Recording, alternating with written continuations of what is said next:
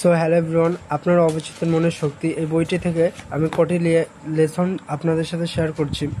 So আমরা জীবনে যে কোনো কিছু বড় কিছু করতে গেলে আমাদের বাবা মারা সবসময় আমাদেরকে বলে থাকে যে এইসব বড় স্বপ্ন দেখা উচিত নয়, বা তুই কোনো দিন কিছু করতে পারবি না। সেই রকম জোসেফ মরফি এখানে কিছু উদাহরণ দিয়ে দেখিয়েছেন। যেদিন থেকে আমরা জন্ম নিলাম আমাদেরকে বোমা ছোড়ার মতো করে নেতিবাচক পরামর্শ দেওয়া শুরু হলো। জানতাম না কি করে মোকাবেলা করতে হয়।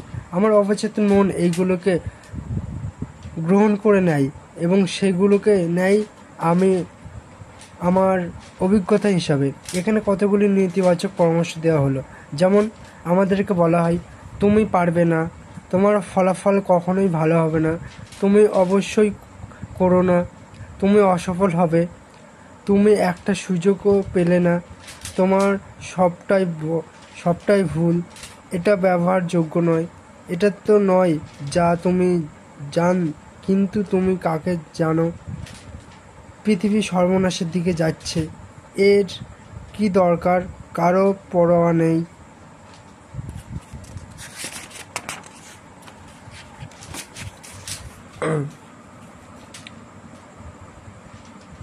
এত পরিশ্রম করার দরকার নেই, তোমার অনেক বয়স হয়ে গেছে, এখন সব কিছু দিন প্রতিদিন খারাপ থেকে খারাপ হচ্ছে, জীবনটা হয়ে গেছে এক ঘানি টানার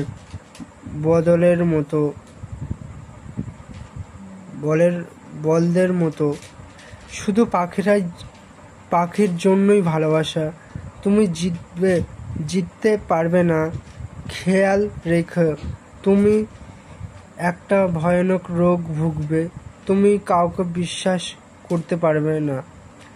সো জোসেফ মরফি এখানে বুঝিয়েছেন যে কি করে আমাদেরকে নেগেটিভ অ্যাফার্মেশন দেওয়া হয়। So be carefully and save your life.